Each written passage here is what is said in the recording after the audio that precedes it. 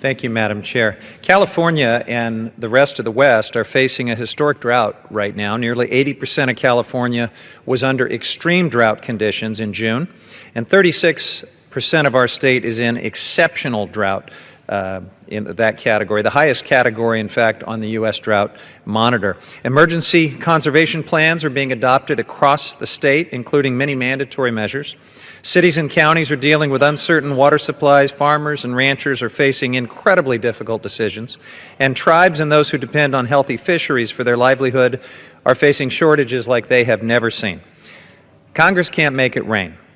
What we can do is invest in drought-resistant water supplies through smart, sustainable investments in conservation and water reuse, and that's what this amendment is all about. My amendment directs $52 million to the Bureau of Reclamation for Title 16 water conservation and reuse projects.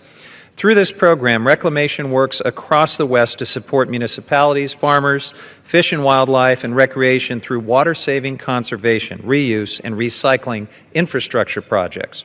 Although the energy and water bill before us today does fund the program, this drought is showing us that we have to do a lot more. California's State Water Board is stepping up. They made an $800 million investment in water reuse projects earlier this year, but we on the federal side should be able to add more to that. We should add $52 million to combat this urgent problem in California and other western states. This amendment is offset through a reduction in the Department of Energy's nuclear energy account. We have tough choices to make. I think we all understand that. Responding, however, to this drought should be a national priority, and so I urge my colleagues to support my amendment, and I reserve the balance of my time. Thank you, Madam Chair.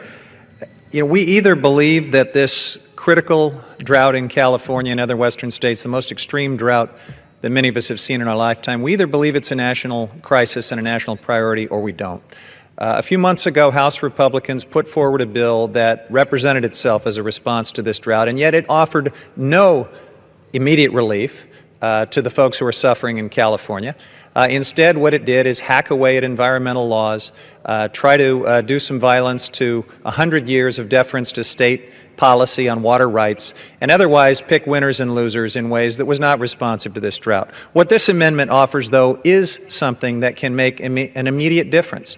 The water that we save through conservation, the water that we can save in the years ahead through water recycling, is some of the firmest, most reliable, most cost-effective water that you can provide. It's one of the smartest investments you can make in a state like California. We need it to respond to this drought, and we need it to make our water supplies more reliable and resilient for future droughts, which we know are coming with more severity and more frequency. So I will close by urging my colleagues to vote yes for this important amendment, which does respond to the critical drought that's facing California and other western states.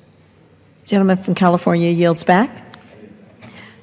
The question is on the amendment offered by the gentleman from California. Those in favor say aye. Those opposed, no. In the opinion of the chair, the noes have it. The amendment is not agreed to.